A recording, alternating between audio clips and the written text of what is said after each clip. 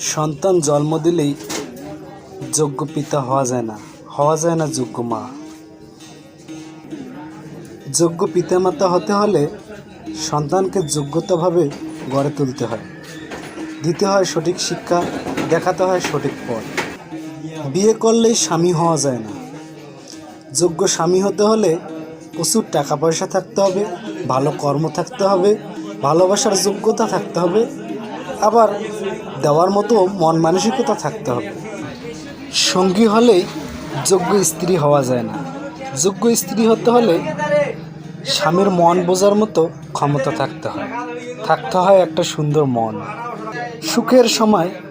সুখের সময় যেমন স্বামীকে ভালোবেসেছিল, দুঃখের সময়ও তেমন ভালোবাসতে হয়। অভাবের সময়ও পাশে থাকতে হয়। দুঃখ, হাসি, কান্না সব কিছুর মাঝেও ভালোবাসার বন্ধন অটুট রাখতে হয়।